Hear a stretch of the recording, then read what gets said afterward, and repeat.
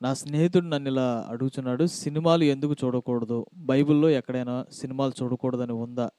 సినిమాలు చూడకూడదని 95% చెడు ఉన్న సినిమాల్లో 5% మంచి ఉంటది కదా! ఆ 5% మంచి కోసమైనా ఆ సినిమాలు చూడవచ్చు కదా! అని ప్రశ్న అడుగుతున్నారండి.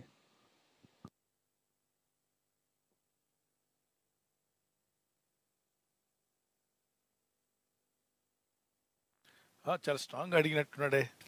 95% చెడున్న ఆ సినిమాలో ఒకవేళ 5% మంచి ఉందనుకోండి, ఉంటే అది చూడొచ్చు కదా.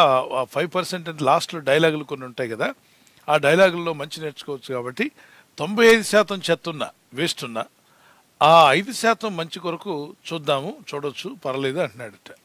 సరే, అతను క్రైస్తవుడు అయి ఉంటే, తిరిగి జన్మించిన అనుభవం కలిగిన వ్యక్తి అయితే దేవుని మాటల్లో కొన్ని విషయాలు గుర్తుపెట్టుకుంటుంది. గలతీ పత్రిక 5 ఆఖరిలో అల్లరితో కూడి పాడిన ఆటపాటలు ఇట్టి వాటిని చేయవారు ఎవరు కూడా దేవుని రాజ్యంలో స్వతంత్రించుకోలేరు, దేవుని రాజ్యాన్ని స్వతంత్రించుకోలేరు అన్నాడు. అంటే ఏంటి? ఈ లోక సంబంధమైన అనేకమైన అల్లరితో కూడిన ఆటపాటలన్నీ అపవిత్రాత్మల ప్రభావముతో డైరెక్ట్ చేయబడతాయా? అవును. ఎందుకంటే యవనస్తులు పెద్దలందరిలో, అంటే వయసుకు వచ్చిన వాళ్ళందరిలో కామం ఉంటుందని తెలుసు. ఈ కామాన్ని వాళ్ళు ఏం చేస్తారంటే, ఆ, వారు కామాన్ని ఇంకో మాటలు చెప్పాలంటే ఉద్రేకపరుస్తారు. ఉద్రేకపరచడానికి కామపు మాటలు కలిగిన పాటలు, కామము రేపుకునేటువంటి మాటలు, జోకులు అన్ని కామం. పొరుగువాని భార్య గురించి, అలాగే పరస్త్రీ యొక్క మోహం గురించి, ఇలాంటివన్నీ కూడా కలిపి ఆ పాటలు అల్లరితో కూడిన ఆటపాటలు పెట్టినప్పుడు వీళ్ళు ఏమవుతారు?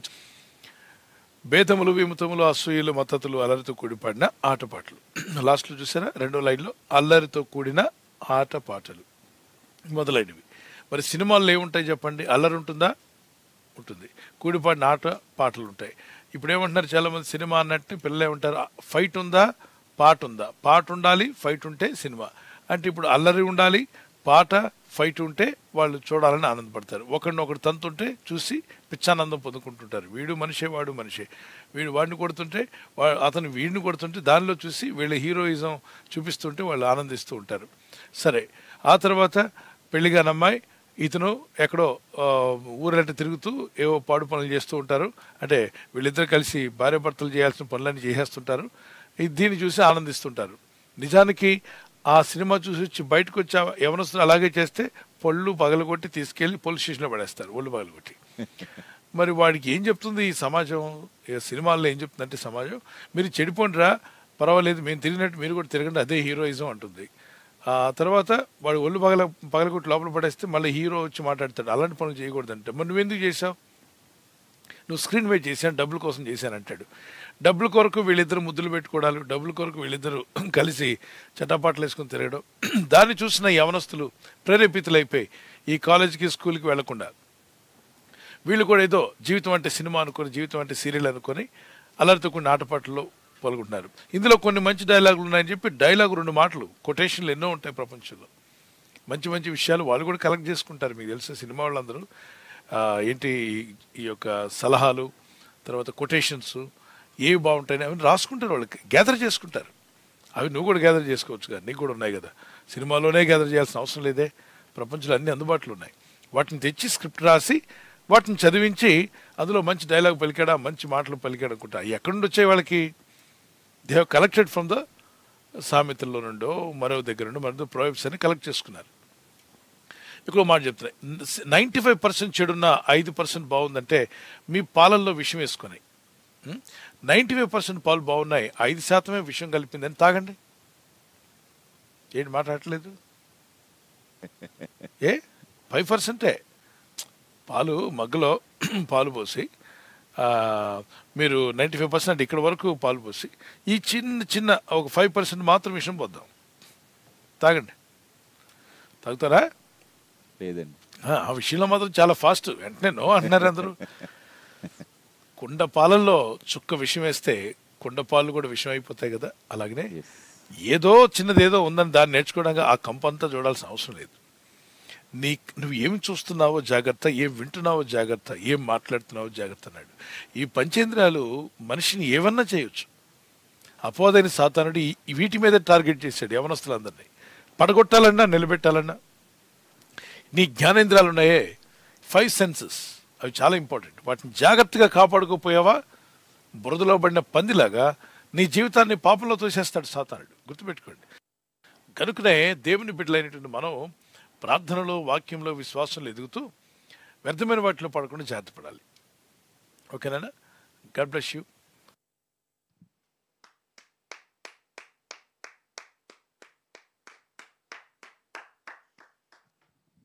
థ్యాంక్ యూ పాస్టర్ గారు. తర్వాత ప్రశ్న జ్యోతి గారు మస్కట్ నుంచి అడుగుతున్నారు. అంగవైకల్యంతో పుట్టినవారు పరలోకం వెళతారా?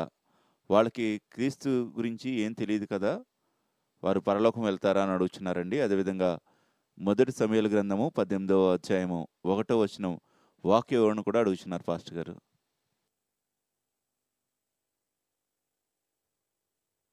They can't able to speak or hear or look. అంటే వాళ్ళ మైండ్, వాళ్ళ బ్రెయిన్ ఎదగల. వాళ్ళ వయసుకు తగినట్టుగా నాలెడ్జ్ వాళ్ళకి లేదు. ఏజ్ అయితే పెరిగింది, వయసు పెరిగి ఉండొచ్చు, కానీ నాలెడ్జ్ విషయం చూస్తే పసిబిడ్డలా ఉండొచ్చు. ఏమీ అర్థం కావు. వాళ్ళని పెంచడం కూడా పెద్ద ఛాలెంజే. ఆ పేరెంట్స్ చాలా అద్భుతమైనటువంటి సేవలు చేస్తున్నారు. దేవుడు వాళ్ళు దీవించుగాక. వారి కష్టాలు, వాళ్ళ బాధ నుండి వాళ్ళ కన్నీళ్ళు తుడిచి వాళ్ళు ప్రార్థన చేస్తున్నాం. అయితే ఆ బిడ్డల విషయంలో వాళ్ళ ఆత్మలు క్షేమంగా ఉంటాయి. ఏం భయపడినక్కర్లా. మూగివాళ్ళు కానీ చెవులండి, ఇప్పుడు నోటితో నేను ప్రభు యేసు ప్రభు అని నోటితో ఒప్పుకొని హృదయమందు విశ్వసించినట్లయితే నువ్వు రక్షణ పొందుతావని రోమపత్రిక 10వ వచనం 11వ వచనంలో రాయబడింది. Romans chapter 10 verse 10 and 11. వాక్య ప్రకారంగా ఆ బిడ్డలు వినలేరు, పలకలేరు. ఎలైనగా నీతి కలుగునట్లు మనుష్యుడు హృదయంలో విశ్వసించును, రక్షణ కలుగునట్లు నోటితో ఒప్పుకొనును. ఇప్పుడు ఒప్పుకోవాలన్నా, రక్షకుడా నా హృదయంలోకి రమ్మని పిలవాలన్నా ఆ బిడ్డకి మైండ్ ఉండాలిగా. మైండ్ లేనప్పుడు వాళ్ళు పిలవలేరు, పలకలేరు. కనుక అట్టి వాళ్ళందరూ ఆత్మల కొరకు మరి వారిలో కూడా పాపం ఉంటుంది. ఆదాం పాపం. వారు ఎక్కడికి వెళ్తారు? ఆదాం పాపం యొక్క శిక్షను యేసు ప్రభువు శిలువలో భరించాడుగా. అంటే పేమెంట్ చేసాడు, పేమెంట్ అయిపోయింది. ఇప్పుడు బస్సులో ఎక్కినట్టునే, బస్సు కానీ ట్రైన్ కానీ మెట్రో కానీ ఎక్కినట్టునే మీకు మొట్టమొదటి కనబడే సీట్లు ఎవరు అంటే వికలాంగులవి, ఛాలెంజ్డ్ పీపుల్, కాళ్ళు లేక చేతులు లేక నడవలేని వాళ్ళకి మొదటి సీట్లు ఇవ్వాలి. కండక్టర్ పక్కన సీట్ అంతా వాళ్ళకే ఉంటుంది. అంటే మానవులుగా పాపలోకంలో ఉన్న మానవులే నడవలేని వాడికి, చూపు లేని వాడికి, వికలాంగులకు ఒక మేలైనటువంటి సీట్లు ఏర్పాటు చేస్తే దేవుడు ఏర్పాటు చేయడా? కాబట్టి ఇక్కడే క్రైస్తవుల్లోనే కాదు, హైందవుల్లో అయినా, మరి ముస్లిమ్స్ అయినా, లేదు సిక్కు వారైనా, జైనులైనా, నాస్తికులైన ఆస్తికులైనా ఎవరైనా కావచ్చు, వారి పిల్లలు ఎవరైనా మెంటలీ డిసార్డర్గా ఉంటే ఖచ్చితంగా వాళ్ళ ఆత్మలు క్షేమంగా రక్షణలోకి వెళ్తాయి. ఎందుకని వాళ్ళకి ఈ లోకమే తెలియదు.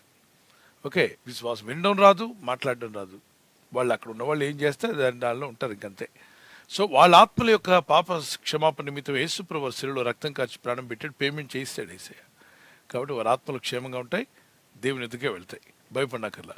అయితే చెవులుండి, కళ్ళుండి, నోరుండి, అన్నీ ఉండి, గ్రహించగలిగి, తినగలిగి, మాట్లాడగలిగి నీవు విశ్వసించి ప్రార్థించకపోతే ఆత్మల రక్షణలోకి రావు. రక్షణ లేకుండా మరణిస్తే పరలోక పట్టణానికి వెళ్ళలేదు. మరొక ప్రశ్న కూడా మీరు అడిగారు, ప్రాణ స్నేహితుడు అని అడిగాని. It's Jonathan and David, between them there is a friendship. ప్రాణ స్నేహితుడు అన్నాడు. There are different kinds of friends. Close friends ఉన్నారు, బెస్ట్ ఫ్రెండ్ ఉన్నారు, అలాగనే జస్ట్ ఫ్రెండ్ ఉన్నారు. జస్ట్ ఫ్రెండ్స్ వేరు, క్లోజ్ ఫ్రెండ్ వేరు, అలాగనే ది బెస్ట్ ఫ్రెండ్ వేరు. ఇలా ఫ్రెండ్స్లో కూడా తేడా ఉన్నట్టుగా అనేక మంది తేడా. జొనాథన్ అనేటువంటి వ్యక్తి మరి వాళ్ళ బావగారు అవుతారు. ఎవరు? దావీదు. ఎందుకంటే సౌలు కుమార్తె ఎవరు? మికాలు.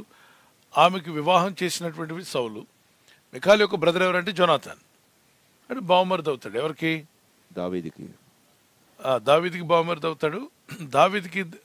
దావీదే జొనాథన్కి ఏమవుతాడు? బావమరిది. ఏమవుతాడంటే అలా చూస్తారే బావమరుదులు. తెలుసుగా మీకు, బాగానే వరుసలు కలుపుతారు. ఇక్కడేం మాట్లాడట్లేదు. వాళ్ళ అక్కని చేసుకున్నాడంటే జొనాథన్ ఏమవుతాడు? దావీదుకి బావమరిది. మరి జొనాథన్కి దావీదు ఏమవుతాడు? బావవుతాడు. బావమరుదులు ప్రేమ కలిగి ఉన్నారు. ప్రేమ అంటే వాళ్ళిద్దరు ఈ లోక సంబంధమైన ప్రేమ కాదు. ఈ దౌర్భాగ్యులు కొంతమంది ప్రేమ అంటే ప్రతిదాన్ని తీసుకెళ్ళి ఏదో సంబంధాల కింద అరికట్టేటువంటి దౌర్భాగ్య స్థితి వచ్చేసింది ప్రపంచం అంతటికి. ఎంత భయంకరులు అంటే, ఇద్దరు మగాళ్ళు కలిసి నడుస్తుంటే వాళ్ళని తప్పుగా భావించేది. ఒకప్పుడు ఆడ మగ ఎక్కడ కనబడితే వాళ్ళిద్దరూ అన్నజల్లులు అయినా కూడా ఏం పోయే కాలం వచ్చింది, వీళ్ళిద్దరూ మరీ ఘోరంగా పెళ్లి కాకముందు తిరుగుతున్నారని వాళ్ళు. అరే వాళ్ళు వివరం తెలియకుండా ఎలా అంటావు నువ్వు చూసావా, జడ్జిమెంట్ చేసేస్తావు రోడ్డు మీద నిలబడి. ఒక పురుషుడు ఒక స్త్రీ నడుస్తే వాళ్ళిద్దరి మధ్యలో వెంటనే కలిపేస్తావా? పాడు బుద్ధులు ఈ మధ్య. అరే వాళ్ళ చెల్లి అవుతుంది, చిన్నాన్నగారు కుమార్తె అయి ఉండొచ్చు, అన్న సాయంగా నడుస్తున్నాడు, ఇద్దరు మాట్లాడుకుంటూ వెళ్తున్నారు, అయినంత మాత్రం వాళ్ళు జంట అంటావా? దేవుడు పీకేస్తాడు పళ్ళు. ఎప్పుడు కూడా గుర్తుపెట్టుకోండి, దారిని పోయేటువంటి ఏ స్త్రీ పురుషులు కనబడినా వాళ్ళిద్దరిని చెడుగా అనుకోకండి. వాళ్ళ అన్న చెల్లెలు వెళ్తున్నారో, అక్క తమ్ముళ్ళు వెళ్తున్నారో, మరి తల్లి కుమారులు వెళ్తున్నారో కూడా తెలియదు. ఇక్కడ వివరణ ఏంటంటే, ఒక స్నేహితులు ఇద్దరు నిలబడ్డారంటే వెంటనే దురాలోచన కలిగిన వాడు దుష్ట ఆలోచనతో మాట్లాడతారు. అందుకే ఈ రోజుల్లో దురాలోచన గలవారు ఎక్కువైపోతున్నారు. బైబిల్లో రాయబడింది, దురాలోచన కలిగిన వాడిని దోషి అంట దేవుడు, నిర్దోషిగా ఎంచబడ్డాడు. ఎక్కడుంది? 15వ సామెత 26వ వచనం. సామెత 15:26లో దురాలోచనలు కలిగినటువంటి స్త్రీ పురుషులు చాలామంది ఈ రోజుల్లో, ఏమైనా సేవకుల్లో కూడా అలాగే ఏడిశారు కొంతమంది. ప్రతి సేవకుని మీద దురాలోచన, అసలు లేని వాటిని ఉన్నట్టుగా పలికేస్తున్నారు. వాళ్ళతో మనసుకు తోచిన ప్రతి ఇమాజినేషన్, ఆ ఈవిల్ ఇమాజినేషన్ అంటారు, ఆ తప్పుడు ఆలోచనలు, అదేదో నిజమన్నట్టుగా మాట్లాడేస్తున్నారంటే ఎంత దౌర్భాగ్యపు దినాల్లో మనం ఉన్నామో ఆలోచన చేయండి. చదవండి ఒకసారి. దురాలోచనలు యెహోవాకు హేములు, దయగల మాటలు ఆయన దృష్టికి పవిత్రములు. దయగల మాట దేవుని దృష్టికి పవిత్రమైనవి. దురాలోచనలు యెహోవాకు హేములు.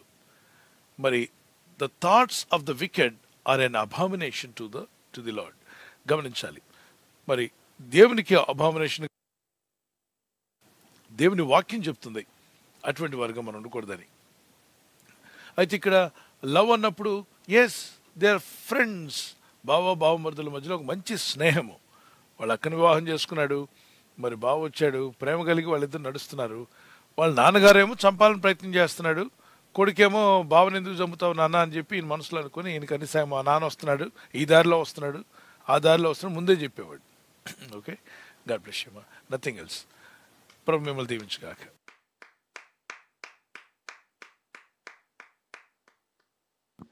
థ్యాంక్ యూ పాస్టర్ గారు. తర్వాత ప్రశ్న సిస్టర్ స్రవంతి గారు హైదరాబాద్ నుండి ప్రశ్న అడుగుతున్నారు. క్రైస్తవులు బ్యూటీ పార్లర్కి వెళ్ళవచ్చు అని ప్రశ్న అడుగుతున్నారండి.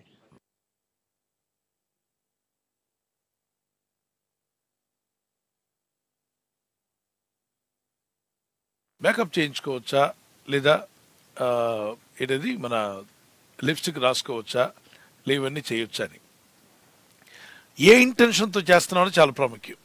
ఇంటెన్షన్ గుర్తుపెట్టుకోండి. ఇంటెన్షన్ అంటే ఏంటి? నీ హృదయంలో ఏమనుకొని చేస్తున్నావు, ఏ ఉద్దేశంతో చేస్తున్నావు. అంటే నువ్వు డ్రెస్ వేసుకుంటున్నప్పుడు కూడా, మామూలుగా ఇవన్నీ మేకప్లు గీపులను పక్కన పెట్టి డ్రెస్ వేసుకుంటున్నప్పుడు కూడా, ఈ డ్రెస్ నా దేహం దేవాలయం, దాన్ని కప్పుకుంటున్నాను, నేను ఒక ప్రోగ్రాంకి వెళ్తున్నాను, ఒక అగ్లీగా కాకుండా నీట్గా ఉండాలని ఆలోచనతో వెళ్తున్నాను అని చెప్పి ప్రార్థనాపూర్వకంగా మీరు వెళ్తే ఓకే, దట్స్ గుడ్. అలా కాకుండా నేను ఈ డ్రెస్ వేసుకుంటున్నాను, అందరు నన్నే చూడాలి, అందరు నా వైపే తిరగాలి, అందరి కళ్ళు నా మీదే ఉండాలి అన్న ఆలోచనతో ఉంటే దురాలోచన. అక్కడ నువ్వు తప్పు చేశావు. నీకు మేకప్ దాకా వెళ్ళనక్కర్లా. దేవుని బిడ్డలారా గుర్తుపెట్టుకోండి, ఆ ఇంటెన్షన్ దేవుడు చూస్తాడు ఖచ్చితంగా. అంటే మానవ హృదయము ఏమనుకుంటుందో దేవుడికి తెలుసు కదా. 139వ కీర్తన 4 నుండి 8వ వచనం వరకు, యెహోవా మాట నా నాలుకకు రాకమునుపే, అంటే దేవునితో అంటున్నాడు, దేవా మాట నా నాలుకకు రాకమునుపే అది నీకు పూర్తిగా తెలిసి ఉన్నది. అంటే మాట నాలుకకు రాకముందు ఎలా తెలుసు దేవునికి? అంటే హృదయంలో ఇక్కడ నుండి బయలుదేరుతుంది కదా. ఈ మాట నోటికి రాకముందు ఇక్కడుండగానే తెలిసిపోతుందంట నువ్వేం మాట్లాడబోతున్నావు. వెనుకనో ముందునో నీవు నన్ను ఆవరించి ఉన్నావు, నీ చెయ్యి నా మీద ఉంచి ఉన్నావు. ప్రతి మనిషి తన ఆలోచనలో కూడా చూడగలిగిన వాడు దేవుడు. ఓకే, మానవ హృదయంలో నీ ఆలోచన, ఇప్పుడు నువ్వు ఏం ఆలోచిస్తున్నా కూడా దేవుడు చూడగలడు. ప్రజలు ఏంటంటే మనుషులు చేసిన వాటిని చూస్తారు, చేయకముందే చూస్తాడు దేవుడు. అదే కదా, ఒక పురుషుడు ఒక స్త్రీని మోహపు చూపుతో చూచిన వెంటనే తన హృదయంలో అప్పుడే వ్యభిచారం చేసిన వాడు అయ్యాడని. అంటే ఇంక వ్యభిచారం మన దృష్టిలో చెడు చూపు చూసినట్టే వ్యభిచారం అంటా మానం కదా. వాళ్ళిద్దరూ ఏమైనా చెడు పనులు చేస్తే ఆ వ్యభిచారం చేశారని అని చెప్పి అంటాం. అది మనిషికి భౌతికంగా చేసినప్పుడే. కానీ దేవుని దృష్టిలో చూపు తేడా ఉంటేనే అక్కడే వ్యభిచారం జరిగిపోయింది అన్నాడు. ఇక దేవుని యొక్క ఆలోచన ముందు మనుషులు ఎవరు నిలబడగలరు చెప్పండి. అందుకే అందరూ మారు మనసు పొందాలి, దేవుని వైపు తిరగాలి, యేసు రక్తంలో కడగబడి ఓ పవిత్ర జీవితంలో మారు మనసు బోర్న్ అగైన్ ఎక్స్పీరియన్స్తో ముందుకు వెళ్ళాలి. ఓకే, ఇక్కడ ఒక వ్యక్తి అసలు ఏ మేకప్ లేదు, మంచిగా ఉన్నారు, నీట్గా. వాళ్ళని చూసి ఒకడు మోహించాడు అనుకోండి. ఇప్పుడు ఎవరు తప్ప? అమ్మాయి తప్ప, వాడి తప్ప? దుర్మార్గుడు వాడితే తప్పు, అమ్మాయిది ఎలా తప్పు అవుతుంది? అక్కడ యేసుప్రభువు చెప్పారు కదా మత్తయి సువార్త 5:28 మోహపు చూపుతో చూచు ప్రతివాడు అన్నాడు. మోహపు చూపుతో చూచు ప్రతి స్త్రీ అనలేదు అక్కడ. అయితే స్త్రీ అనలేదు కాబట్టి స్త్రీలు ఎలా చూడవచ్చు అని కాదు దాని అర్థం చేసుకోండి. పురుషుల యొక్క చూపు డిఫరెంట్గా ఉంటుంది. వాళ్ళు మోహించినప్పుడు వాళ్ళు ఎంత దూరం వెళ్తారంటే ఆ వ్యక్తితో అప్పుడే పాపం చేసినట్టుగా ఆలోచించే అవకాశం ఉంటుంది. అందుకే అక్కడ అంటే దేవుడు చూడండి 5:28 ప్రభు చెప్తున్నాడు, నేను మీతో చెప్పినది ఏమనగా స్త్రీని మోహపు చూపుతో చూచు ప్రతివాడు అప్పుడే తన హృదయంలో ఆమెతో వ్యభిచారం చేశాడు. భౌతికంగా చేయలే, హృదయంలో చేశాడు. అందువలన ప్రతి పురుషుడు కూడా దేవుని ముందు నిలబడి నేను పవిత్రని చెప్పడానికి కావద్దు. అందరూ ప్రతి ఒక్కడు మారుమనసు పొంది పశ్చాత్తాపడి దేవుని వైపు తిరిగి తీరాల్సిందే. ఓకే, ఇక్కడ స్త్రీ అయినా పురుషుడైనా ఇద్దరు కూడా మారుమనసు పొందాల్సిందే. మరి ఇక్కడ డ్రెస్ వేసుకున్నప్పుడే వాళ్ళ ఉద్దేశము నేను ఈ డ్రెస్ ద్వారా అనేకలను ఆకర్షించాలి అలా కాదు. ఇప్పుడు చిన్న బిడ్డలు కూడా చూడండి, డ్రెస్ వేసుకున్నట్టునే కొత్త డ్రెస్ వేస్తే చిన్న బిడ్డ ఏం చేస్తాడు? బాబు కానీ పాప కానీ మనం బిజీగా ఉండి అక్కడ నడుస్తున్నాం అనుకోండి, వచ్చి మనల్ని చూస్తాడు, డ్రెస్ చూసుకుంటాడు, మనల్ని చూస్తాడు, డ్రెస్ చూసుకుంటాడు. అంటే చెప్పాలి వాడికి, బాగుందిరా నీ డ్రెస్ కొత్తగా వేసుకున్నామని చెప్పాలి. చెప్పినప్పుడు వాడికి ఎక్కడ లేని ఆనందం. ఇదంతా మానవ టెండెన్సీ, మనుషులందరికీ అది ఉంది. కొత్త చెప్పులు వేసుకున్నట్టే చెప్పులు చూస్తుంటాడు, ఆ అంకుల్ని ఆంటీని చూస్తుంటాడు, చెప్పులు చూపిస్తుంటాడు. ఏంటంటే కొత్త వేసుకున్నాను, ఇప్పుడు అన్నీ అప్రిషియేషన్ కావాలి వాడికి. బాగున్నాయినా, నీ షూ బాగుంది అని చెప్తే వాడికి ఎక్కడ లేని ఆనందం. ఇలాగనే మనుషులు తాము ఏమి ధరించుకున్నా పక్క వాళ్ళని అడుగుతారు. అసలు ఎందుకు బట్టలు కొనడానికి వెళ్ళినప్పుడు సిస్టర్స్ని చూడండి, పిన్ని మీకు మీరేమనుకుంటారు, చెల్లి మీరేమనుకుంటారు, అక్క మీరేమంటారు, 10 మందిని అడిగాక ఒకసారిగా ఉంటారు. ఒకవేళ పక్కన ఉన్న వాళ్ళు నలుగురు కూడా వద్దన్నారు అనుకోండి, పైనుండి కింద వరకు సెల్ఫ్లు దింపించడాన్ని అక్కడ వదిలేసి పక్క షాప్కి వెళ్ళిపోతారు. అంటే వీళ్ళు కొనేటప్పుడు నలుగురికి నచ్చాలి అనుకుంటారు. తప్పులేదు, అది నచ్చడం అంటే మంచిగా ఉండాలి. వాళ్ళ దృష్టిలో కూడా నా దృష్టి సరిగా లేకపోతే వాళ్ళ దృష్టిని బాగా మంచిదా కాదని చెక్ చేసుకోవడం తప్పులేదు, అందులో పాపం లేదు.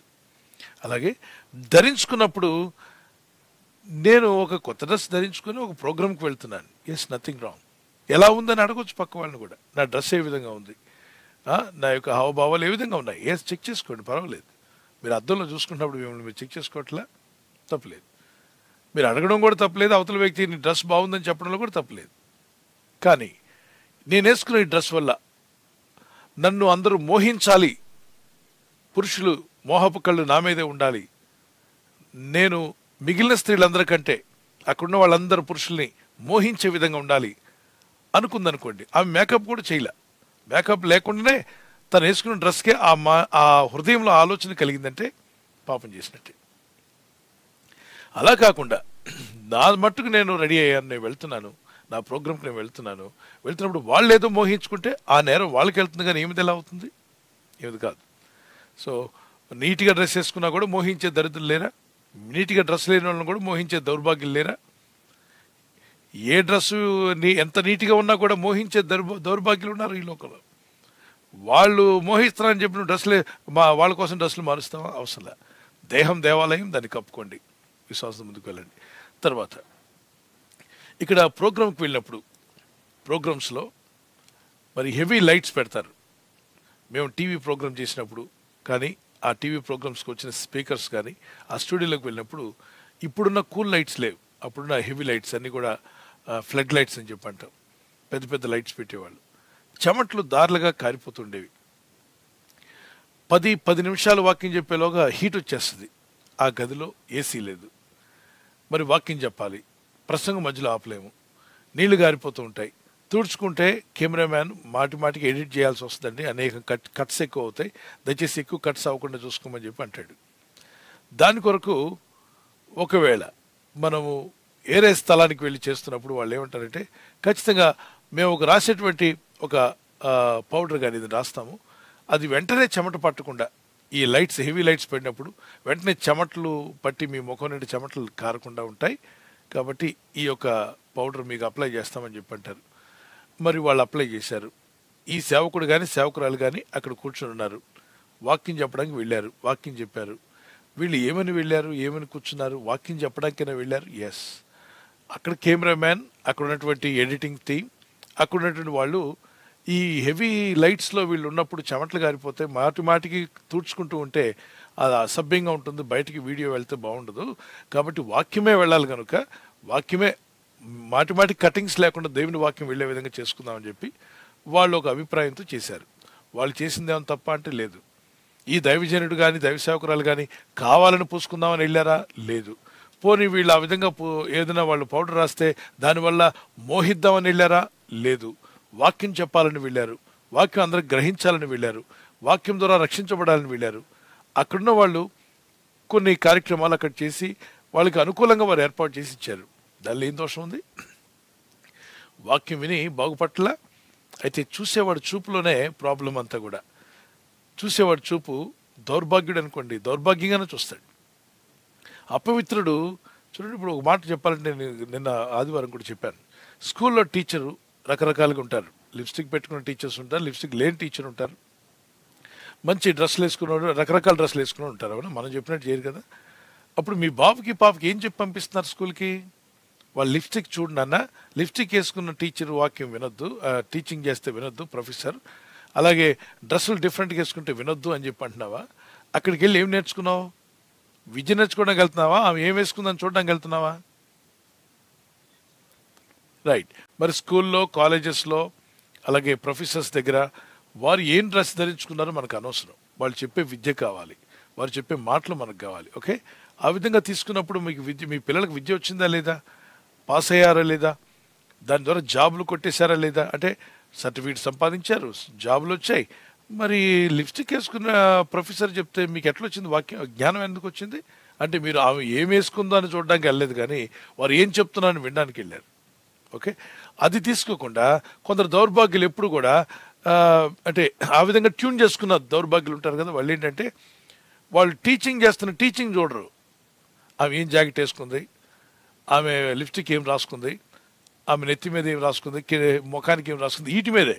అంటే వీళ్ళు ఏం గుంపు అంటే ఇది ఒక చెడిపోయిన గుంపు. ఇది ఈ చెడ్డ గుంపు హృదయంలో పాడైపోయిన వాళ్ళు, కుతంత్రాలతో నింపబడిన హృదయం మంచి తీసుకోవడం అలవాటు లేదు దానికి. ఆ మంచి తీసుకునే అలవాటు లేక వాళ్ళు ఇప్పుడు ఒక పాట పాడుతుంది ఒక ఆవిడ, ఎక్కడ చక్కగా ఒక పాట పాటలో అర్థాన్ని తీసుకోవచ్చుగా, ఆ అర్థాన్ని తీసుకోవచ్చు చక్కగా. ఆమె చెప్పిన పాటలోని అర్థాన్ని తీసుకుని గ్రహించి ఎస్ ఈ పాట ఏం పాడింది, ఈ పాటలో ఉన్న విషయాలు. ఒకళ్ళు అసభ్యంగా ఉన్నారనుకోండి, అసభ్యమైన డాన్సులు వేసి అసభ్యమైనటువంటి కామాతులతో కలిగించే విషయాలు వాళ్ళు అక్కడ చేస్తున్నారనుకోండి, డ్రాప్ అయిపోండి, వెళ్ళొద్దు. అక్కడ వేరే దగ్గరికి వెళ్ళండి, మీకు ఆత్మీయంగా ఉన్న దగ్గరికి వెళ్ళండి, ఆత్మీయంగా ఉన్న దగ్గర వినండి. మీకు చాలా అపవిత్రంగా అనిపించింది అనుకోండి, డ్రాప్ అయిపోండి. ఈ ప్రపంచంలో ఎన్నో విషయాలు ఉన్నాయి. మనం రోడ్డు మీద వెళ్తుంటే అన్నీ పవిత్రంగా కనబడతాయా? అయితే మనం అపవిత్రంగా ఉన్నాయని చెప్పి మనంతా అపవిత్రులు అవుతావా? ఉప్పు నీటిలో ఉన్న చేప అది ఎంత తిరిగినా ఉప్పుగా మారట్లేదంట. కారణం ఏంటంటే మొప్పల సాయంతో ఉప్పుని విసర్జిస్తుంది. నువ్వు దేవుని బిడ్డవు కదా, నీలో దేవుని ఆత్మ ఉన్నప్పుడు, ప్రార్థనాపరుడు అయినప్పుడు, దేవుని వాక్యం కలిగి ఉన్నప్పుడు, నీ చూపుల్లో నీ ఆలోచనలో పరిశుద్ధాత్మ కంట్రోల్లో ఉన్నప్పుడు ఎవరు ఎలా వేసుకుని ఎటు తిరిగినా నీవు పవిత్రంగానే ఉంటావు. ఎందుకంటే నీ హృదయ ఆలోచన బాగుంది, నీ ఆత్మీయ నడిపింపు బాగుంది, నువ్వు తీసుకున్న తీర్మానాలు బాగున్నాయి, కాబట్టి దేవుని వైపు నడుస్తావు నువ్వు. అలా లేని వాడికి వాళ్ళు అలా వేసుకున్నారు, వీళ్ళు ఎలా వేసుకున్నారు, వాళ్ళు అలా ఎందుకున్నారు, ఇలా ఎందుకు, దీని మీద పడి ఏడ్చే వాళ్ళు చాలామంది ఉన్నారు. అయితే క్రైస్తవులు మరి అలంకరణ గురించి చాలా విషయాలు నేను చెప్పాను గతంలో కూడా. మరి మొదటి పేతురు పత్రికలో, తిమోతి పత్రికలోను, అలాగనే యాకోబు పత్రిక 2వ అధ్యాయంలో బంగారం వేసుకొని ఉంగరం పెట్టుకొని మీ యొక్క ప్రశస్త వస్త్రాలు ధరించుకున్నవాడు మీ చర్చిలోకి వస్తాడని ఉందిగా బైబిల్లో. వేసుకోకూడదు అంటున్నారు. మరి బైబిల్ ఏం ఉంది చదవండి. యాకోబు పత్రిక 2వ అధ్యాయంలో ఏమన్నాడు? బైబిల్ మీరు చదివినట్లయితే కాస్ట్లీ ఫ్యాషన్ డ్రెస్ అయి ఉండొచ్చు, అది చాలా ఖరీదైనటువంటి డ్రెస్, ప్రశస్తమైన వస్త్రాలు, మరి ఉంగరాలు ధరించుకుని వచ్చాడు ఆయన. ఓకే, అప్పుడు ఆయనే బంగారం పెట్టుకొని వచ్చినట్లయితే అది బొంగరం కూడా బంగారమే కదా. మరి ఆయన భార్య బంగారు రింగులు పెట్టుకొని వచ్చింది అనుకోండి, బంగారు రింగులో బంగారు గొలుసు ఏదో పెట్టుకొని వచ్చింది. మరి వచ్చిన వాళ్ళని వద్దన్నాడా, రానిచ్చాడా?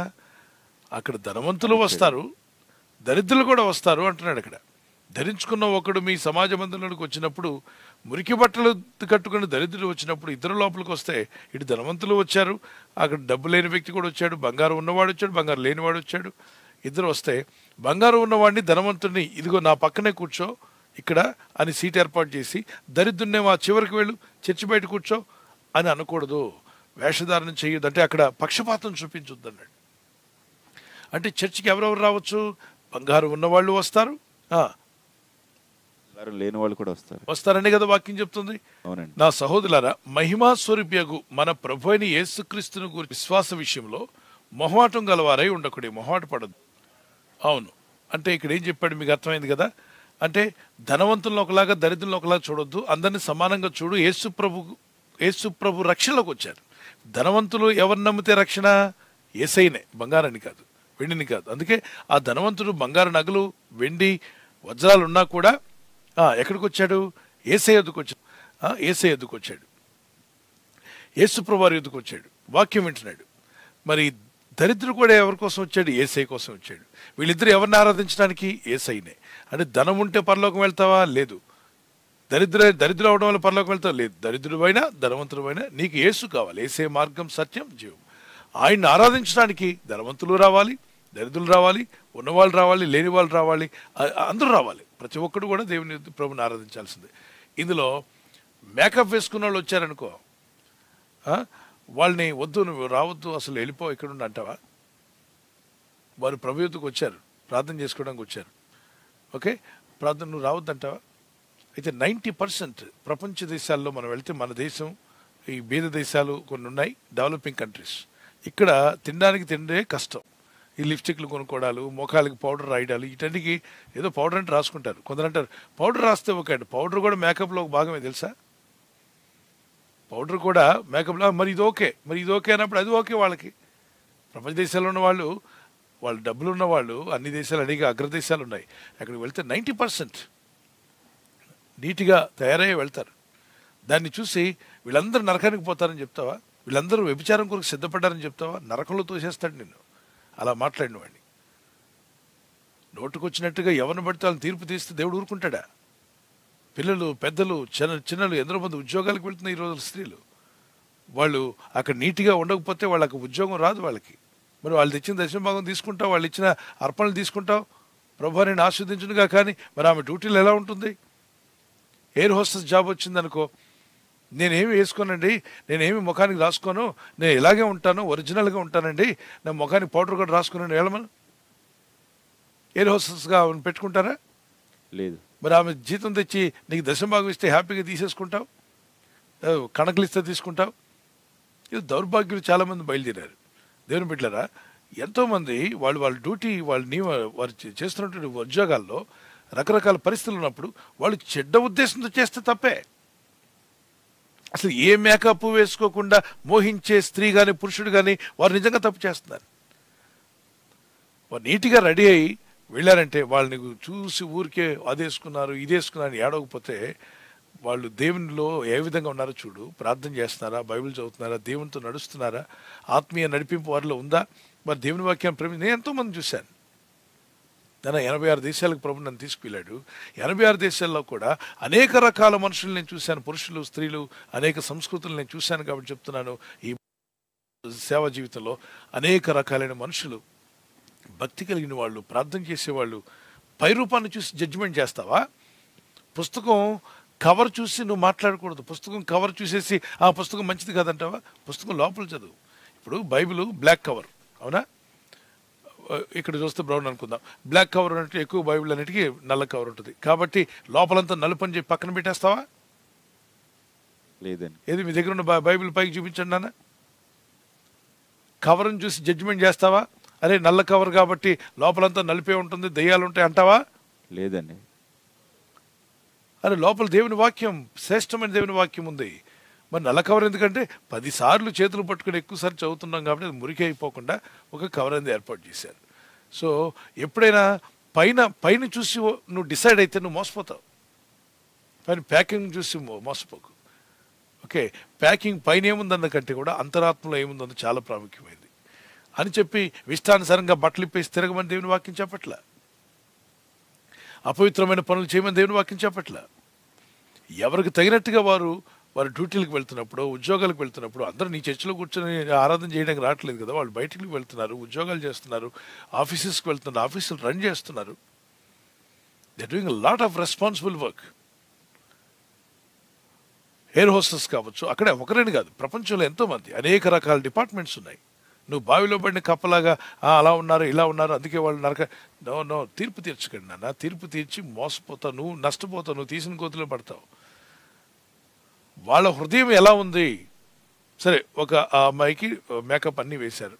ఆ అమ్మాయి హృదయం దేవుని పట్ల యథార్థంగా ఉందనుకో, ప్రార్థన చేసుకుంటుంది అనుకో, ఆమెను చూసి నువ్వు చెడుగా అనుకుంటే దేవుడు తీర్పు తెచ్చడు నిన్ను.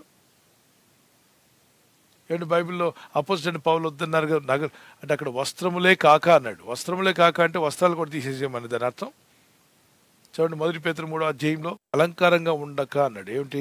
జడలు అల్లుకున్నట్టు, బంగారు నగలు పెట్టుకున్నట్టు, వస్త్రములు ధరించుకున్నట్టు. అక్కడ హైలైట్ చేయండి. వస్త్రాలు ధరించుకోవడం, పైన జడలు అల్లుకోవడము, బంగారు నగలు పెట్టుకోవడము, వస్త్రాలు ధరించుకోవడం. ఏంటది చెప్పండి? వస్త్రాలు ధరించుకున్నట్టు. జడలు వద్దన్నట్లయితే, బంగారు నగలు వద్దన్నట్లయితే, మూడవది ఏం వద్దనాలి? వస్త్రాలు కూడా వద్దనాలి. అంటే ఆదాం అవ్వలాగా రోడ్ల మీద తిరగాలి. అవునా కాదండి? దాని అర్థమైందా? వాక్యం అర్థమైంది అక్కడ? మరి అర్థమైతే పైన కింద ఎందుకు అర్థం చేసుకోలేకపోతున్నారు? జడలు అల్లుకున్నట్టు అంటే ఒకే తలకి 100 జడలు వెళ్ళేవాళ్ళు ఉన్నారు. కనీసం 26 జడలు వెళ్ళేవాళ్ళు ఉన్నారు. ఎక్కడ? ఆఫ్రికన్ కల్చర్లో ఒక తలకి చాలా టైం పడుతుంది. అందుకే టైం వేస్ట్ చేసుకోకండి, దాని మీదే మనసు పెట్టకండి, దేవుని వాక్యం మీద మనసు పెట్టండి అని. ఒక తలకు ఎన్నో జడలు, ఒకే తలకి ఎన్నో జడలు వేస్తారు, చాలా టైం పడుతుంది. ఇప్పుడు జడలో ఏదో దెయ్యం ఉందని అనుకోకండి. జడేసుకున్నవాడు చర్చకు వచ్చేస్తే ఏదో పాపం చేసి, అసలు దురాలోచన. మీ ఆలోచన ఏంటి? డిఫరెంట్గా ఆలోచన చేస్తున్నారు కొంతమంది. పచ్చకామలు వచ్చినప్పుడు లోకం అంతా పచ్చగా ఉంటుందట. కొంతమంది ఆలోచనలన్నీ ఒక వికృత రూపంలో ఆలోచన చేస్తారు. అంటే ఈ తాలిబాన్స్ కింద ఆలోచించినట్టుగా మన క్రైస్తవులు కూడా కొంత తాలిబాన్స్ ఏడ్చారా అనిపిస్తుంది. అంటే ఒక విపరీతమైనటువంటి ఆలోచనలు. అక్కడ ఏముంది? జడలు అల్లుకున్నట్టు, బంగారు నగలు పెట్టుకున్నట్టు, మూడవది వస్త్రములు ధరించుకున్నట్టు. వెలుపటి అలంకారం మీకు అలంకారంగా ఉండకన్నప్పుడు ఈ మొత్తం తీసేయాలి. ఏమేమి తీసేయాలి చెప్పండి? అంటే వీళ్ళు అనుకున్నట్టుగా, వాళ్ళు అనుకున్నట్టుగా చెప్తే ఏమేమి? జడలు తీసేసి తలంతా కూడా విరబోసుకొని తిరుగుతూ ఉండాలన్నమాట. ఆ వెంట్రుకలన్నీ ఫ్లై అవుతుంటాయి, ఇంట్లో గదిలో భోజనాలు ఇంట్లో పడుతుంటాయి, విరబోసుకొని తిరుగుతుండాలి. ఓకే. ఆ రెండవది బంగారు నగలు వద్దన్నారు. వీళ్ళ లెక్క ప్రకారం బంగారు వస్తువులు పెట్టుకోకూడదు. ఓకే. వస్త్రములు తీసేయాలి. వస్త్రాలు తీసేస్తే వస్త్రాలు తీసేయకూడదు, ఉంచుకోవాలి. అక్కడ తగు మాత్రం వస్త్రాలు ఉంది. అంటే నీకు ఇష్టమైన దగ్గరేమో అన్ని వాక్యాలు గుర్తొస్తాయి, నీకు ఇష్టం లేని దగ్గరేమో కొన్ని వాక్యాలు గుర్తురావా? అక్కడ విషయం దైవజనుడి ద్వారా దేవుడు పలికిన మాటలు ఎంతో స్పష్టంగా ఉన్నాయి. ఒక తలకు అనేక జడలు అన్నప్పుడు స్క్రీన్లో చూపించినానా? చాలా మార్లు మీకు చూపించాను. ఒకే తలకు అనేక జడలు. ఇన్ని జడలు వేయడానికి ఎంత టైం పడుతుంది చెప్పండి? ఓ పాప స్కూల్కి వెళ్ళేటప్పుడు జడ వేయడానికి తల్లి ఇసిగిపోతుంటుంది. అంటే 2 జడలు వేయడానికి చాలా టైం పడుతుంది. అందుకే జడలు అన్నాడు. ఇన్ని జడలు వేయడానికి చాలా టైం తీసుకుంటారు మీరు. ఆ టైం అంతా వృధా అవుతుంది. ఇంట్లో భర్తకి సాయం చేయవు, ఇంటికి సాయం చేయలేవు, నీకు ఒంటికి సాయం చేసుకోలేవు, ఎవరికి ఉపయోగపడకుండా జడల మీద జడలు వేసుకుంటూ కూర్చుని ఈ టైం అంతా వృధా అవుతుంది. కాబట్టి స్త్రీలైన వారు ఎక్కువగా ఈ జడలు వేసే వాటి మీద మైండ్ పెట్టకండి. అంటే 1-2 వేసుకుంటే తప్పు కాదతే. తర్వాత బంగారు నగలు అన్నప్పుడు ఊరికి ఇక బంగారం మీద పడి అదే బంగారం ఉంటేనే మనిషి, బంగారం లేకపోతే మనిషి కాదన్నట్టుగా ఆలోచించొద్దు. బంగారం కంటే నువ్వు విలువైన వ్యక్తి. బంగారం కన్నా దేవుడు నేను ఎంతగానో ప్రేమిస్తుంది. నువ్వు ఎంతో విలువైన వ్యక్తివి. నువ్వు వేసే రక్తం నుంచి కొనబడ్డావు కాబట్టి నీ ఆత్మీయ జీవితం ఎంతో విలువైంది. ఒకవేళ భర్త పెట్టుకోమన్నారు, ఇంట్లో వాళ్ళు పెట్టుకోమన్నారు, పెట్టుకుంటే అది నరకానికి పోతావని అనుకుంటే మోసపోతావు. తర్వాత వస్త్రములు ధరించుకున్నట్టు అన్నాడు. అక్కడే తగు మాత్రం వస్త్రాలు అన్నాడు. ఇక్కడైతే వస్త్రాలు ధరించుకున్నట్టు ఇప్పుడు 3 పై 2 తీసేస్తే 3వది కూడా తీసేయాలి. తీసేస్తావా? లేదు. కాబట్టి అర్థం లేనటువంటి మాటలు ఈ చూడండి, విపరీతమైనటువంటి ఏమంటాం వీటిని, విపరీత క్రూరత్వం కలిగిన కొంతమంది మనుషులు ఉన్నారు. వీళ్ళు క్రూరులు అని చెప్పాలి. ఈ క్రూర హృదయం కలిగిన వాళ్ళు ప్రతిదాన్ని వక్రీకరిస్తారన్నమాట. వాక్యాన్ని తీసుకొని వక్రీకరించి వాళ్ళ ఇష్టం వచ్చినట్టుగా మలుచుకొని వాళ్ళకి కావాల్సిన దగ్గరేమో ఓకే అడ్జస్ట్ అవుతారు, వాళ్ళకి వద్దన్న దగ్గరేమో హైలైట్ చేసి దాన్ని చూపిస్తారు. దేవుని పిల్లలరా, దేవుడైన ప్రభు అందరినీ రక్షణలోకి రమ్మంటున్నాడు. నువ్వు నగలున్నాయో లేవో ముందు యేసయ్యను నమ్ముకో, రక్షణలోకి రా. నువ్వు ముఖానికి ఏమైనా రాసుకున్నావో లేదో దాని తర్వాత ముందు దేవునిలోకి రా, వాక్యంలో ఎదుగు, పరిశుద్ధాత్మలో ముందుకు సాగో. కనుక ఒక వ్యక్తి తను ధరించుకున్న డ్రెస్ కానీ పెట్టుకున్న బంగారం కానీ ముఖానికి ఏమైనా రాసుకున్న ఇంటెన్షన్ ఏంటి? నేను నీట్గా ఉండాలని వేసుకుంటే నథింగ్ రాంగ్. అలా కాకుండా నా వల్ల నేను వేసుకునే డ్రెస్సులు, నేను వేసుకున్నటువంటి ఈ యొక్క అలంకరణ వల్ల అందరూ ఆకర్షించబడాలి, నేను అందరి చేత మోహించబడాలి, అందరు నన్ను మోహించాలనుకుంటే పరమ తప్పు. అది మేకప్ లేనోళ్ళు కూడా చాలామంది అలాంటి ఆలోచనలు కలిగి ఉంటే, నువ్వు మేకప్ ఏమీ లేదు, ముఖానికి ఏమీ రాసుకోలేదు, అయినా కూడా నువ్వు ఇతను మోహిస్తున్నావు అంటే దట్స్ రాంగ్. మొదటి సమూయేలు గ్రంథము 16:6-7 వచనాల్లో పై రూపాన్ని కాదు, దేవుడు మనుషులు పై రూపాన్ని లక్ష్య పెడతారు, దేవుడు హృదయాన్ని లక్ష్య పెడతాడు. చూడండి ఒకసారి మొదటి సమూయేలు 16:6-7 వచనాలు చదివి, అయితే యెహోవా సమూయేలుతో ఇలాగూ సెలవిచ్చెను, అతని రూపమును అతని ఎత్తును లక్ష్య పెట్టకు, అతని రూపము అతని ఎత్తు లక్ష్య పెట్టకు, మనుషులు లక్ష్య పెట్టు వాటిని యెహోవా లక్ష్య పెట్టాడు. చదవండి అందరూ గట్టిగా, 4వ లైన్ గట్టిగా చదవాలి. మనుషులు లక్ష్యపెట్టు వాటిని యెహోవా లక్ష్యపెట్టడు. మరోసారి, మనుషులు లక్ష్యపెట్టు వాటిని యెహోవా లక్ష్యపెట్టడు. నేను అతని త్రోసివేసి ఉన్నాను, మనుషులు పైరూపమును లక్ష్య పెట్టుదురు గాని యెహోవా హృదయమును లక్ష్య పెట్టును. ఆఖరి 2 లైన్లు అంటే మీరు కింద నుండి 2వ లైన్ చదవండి గట్టిగా. మనుషులు పైరూపమును లక్ష్య పెట్టుదురు గాని యెహోవా హృదయమును లక్ష్య పెట్టును. రిపీట్. మనుషులు పైరూపమును లక్ష్య పెట్టుదురు గాని యెహోవా హృదయమును లక్ష్య పెట్టును. కాబట్టి ఎంతో మంది దేవుని పిల్లలు ప్రార్థనలోకి వచ్చినప్పుడు కానీ వాక్యంలోకి వచ్చినప్పుడు కానీ వాళ్ళు ఏదన్నా వేసుకున్న డ్రెస్సులను బట్టి ఒకళ్ళని అలాగా చూసి నువ్వు ఏదన్నా అనుకుంటే తప్పనిసరిగా నీ హృదయం కుళ్ళిపోయిందని అర్థం, పాడైపోయిందని అర్థం. నీ హృదయం దేవుని వాక్యంలో ప్రార్థనలో ఉంటే నీ ఎదురుగా ఉన్నటువంటి నీకంటే తక్కువ వయసు ఉన్న వాళ్ళని చెల్లెళ్ళు అనుకుంటావు, నీకంటే పెద్ద వయసు వారిని తల్లి అనుకుంటావు, కొంచెం తక్కువ వయసు ఉంటే అక్క అనుకుంటావు, అలాగే మరి చిన్న పిల్లలైతే కుమార్తెలు అనుకుంటావు. ఇంకా అంతకంటే నీకు ఇంకేం కావాలి చెప్పు? అంతకంటే వేరే రకమైన చూపులు ఉన్నాయంటే వీడు ఎక్కడో కామాత్రత కలిగినటువంటి గుంపు అనమాట. ఈ కామాత్రత కలిగిన గుంపు ఎక్కడికి పోయినా వాళ్ళు పైరూపాన్నే చూస్తారు. ఎంత మంచి అమ్మాయి కనబడినా వాడికి గుడ్లగోపు కదా, వాడు దుష్ట చూపులు వాడి. కాబట్టి ఇలాంటి దుష్ట చూపులు ఉన్న సంఘాల్లో కనిపిస్తే వాళ్ళకి మారు మనసు పొందమని చెప్పండి. ఓకే, వాళ్ళు బోధకులు కాకూడదు. బోధకులు అయితే మొత్తాన్ని పాడు చేసే రకాలు వాళ్ళు. ఎందుకంటే వాడు చూపే మంచిది కాదు. వాడికి ఎవరిని పిల్లల్నిచ్చి పెళ్లి చేశారనుకోండి, ఇక ఆ అమ్మాయికి నరకం చూపిస్తాడు. ఇక వీడు అనుమానాల పక్షి. ఇలాంటి వాళ్ళు చాలామంది ఉన్నారు. కనుక దేవుని బిడ్డలారా, మీ హృదయము యథార్థంగా ఉన్నప్పుడు దేవుడు హృదయాన్ని చూస్తున్నాడు. హృదయాన్ని బట్టి మన దేహం దేవాలయం, వస్త్రాలు కప్పుకోండి, ప్రార్థనలతో ముందుకు సాగండి. ఆత్మదేవుడు మిమ్మల్ని దీవించి బలపరచునుగాక. ఆమేన్. God bless you.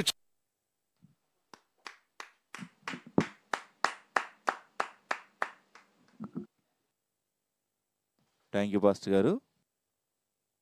ఈ సమయంలో మరొక ప్రశ్న అండి. సునంద గారు నెల్లూరు నుంచి అడుగుతున్నారు పాస్టర్ గారు. వారి కుటుంబంలో ఈ ప్రశ్నలు లేవనెత్తారంట. మనకంటే వయసులో పెద్దవారైన స్త్రీలని వివాహం చేసుకోవచ్చా అని ప్రశ్న అడుగుతున్నారండి.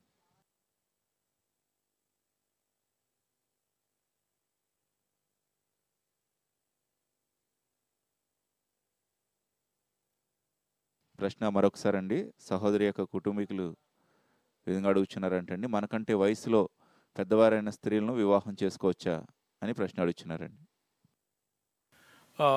దేవుని వాక్య లేఖనాలు మనం గమనించినప్పుడు మొదటిగా దేవుడు ఆదామును కలుగు చేసిన తర్వాత అవ్వను చేసినట్టుగా మనం చూస్తున్నాం. అదే విధంగా అబ్రహాము వివాహం చేసుకున్న సారాకు అబ్రహాం పెద్దవాడుగా ఉన్నాడు, సారా చిన్నదిగా ఉంది.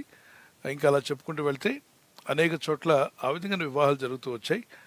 పెద్దలు కూడా దాన్ని ఎందుకు గమనించారంటే ఇంటి యజమానుడు ఎప్పుడు పెద్దవాడై ఉంటే ఎటువంటి సమస్యలైనా తాను ఇంట్లో ఉన్న సమస్యలు కానీ ఇంటి చుట్టూ ఉన్న విషయాలు కానీ తాను ఎదిగినవాడుగా ఉంటాడు, బుద్ధిమంతుడిగా ఉంటాడు, కొంత జ్ఞానం ఉంటుంది. కాబట్టి తన భార్యను తన పిల్లలను మంచిగా నడిపించుకోగలడనే ఉద్దేశంతోనే నడిపించారు. అయితే ఇది ఆజ్ఞ అయితే లేదు. ఏంటి, చిన్న వయసు ఉన్న అమ్మాయిని పెద్ద వయసు ఉన్న వ్యక్తిని చేసుకోకూడదు అనే ఆజ్ఞ అయితే ఇవ్వబడలేదు. అయితే గమనించాలి, ఆజ్ఞ ఇవ్వబడలేదు. కానీ మనం ఆలోచన తీసుకున్నట్లయితే ఆదాము మొదటిగా కలుగు చేయబడి తర్వాత సృజించబడింది ఎవరంటే అవ్వ. ఇప్పుడు అబ్రహాము సారాల వయసులో చూడొచ్చు, మిగిలిన వాళ్ళ వయసులో ఎక్కడ మనకు అక్కడ రాయట్లేదు దేవుడు. ఓకే, సో ఇది ఆలోచన.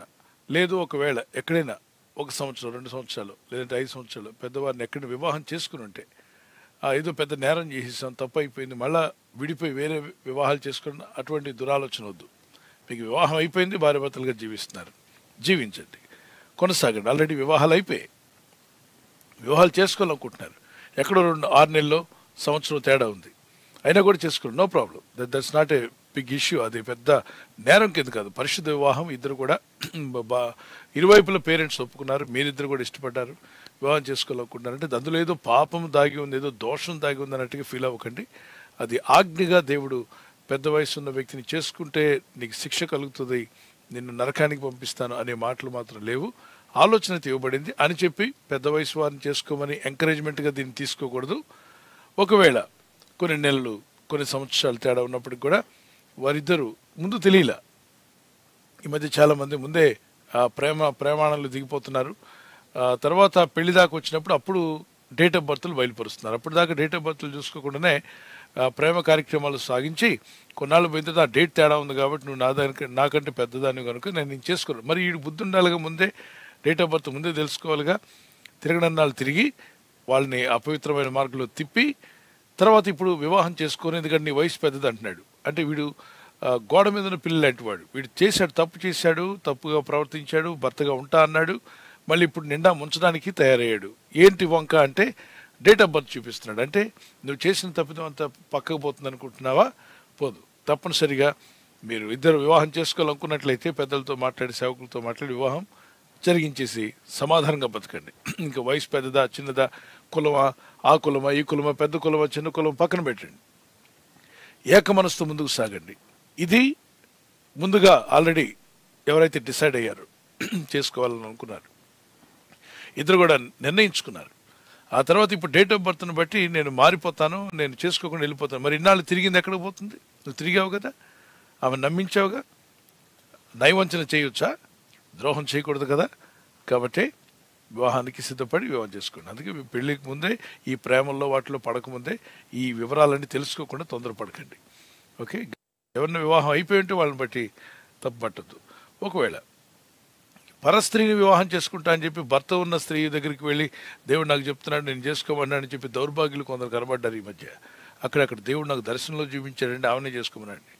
నీ కళ్ళు పీకేస్తాడు దేవుడు, జాగ్రత్తగా ఉండు. అటువంటి పిచ్చి పనులు చేయకు. పొరుగువాని భార్యని చూడొద్దు, మోహించొద్దు అని చెప్పిన దేవుడు పరాయవాని భార్యని చేసుకోమని దేవుడు చెప్తాడా? లేదే. ఒకవేళ ఆమె విధవరాలనుకోండి, భర్త చనిపోయి ఉన్నట్లయితే ఆమె వివాహానికి వారి యొక్క బంధుమిత్రులందరూ కూడా ఈ బిడ్డ ఒంటరిగా ఉంటే మరి తనని ఎవరు నడిపిస్తారు, ఎవరు చూసుకుంటారని చెప్పి వివాహానికి రెడీ చేసి ఉంటే అప్పుడు ఒక వ్యక్తి వివాహం చేసుకోవడానికి సిద్ధపడినట్లయితే ఇది పెద్దల మధ్యలో ఉండి ఆత్మీయులుగా వారు సిద్ధపడి ఉంటే పెద్దలతో మాట్లాడి, సేవకులతో మాట్లాడి వివాహం జరిపించవచ్చు. అలా జరిగిన వివాహాలు కూడా చాలా ఉన్నాయి. సో ఏదైనా ఆత్మ నడిపింపు, పెద్దలు సలహాలు కూడా తీసుకోకుండా తొందరపాటు వల్ల మీరు ఇబ్బంది పడాల్సి ఉంటుంది. God bless you. దేవుడు మిమ్మల్ని దీవించుగాక.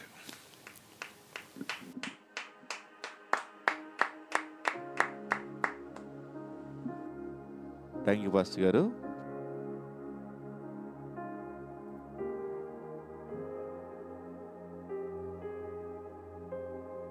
ప్రార్థన చేసుకున్నప్పుడు నేను ఇప్పుడు ఆశీర్వాదంతో ముగిస్తాను.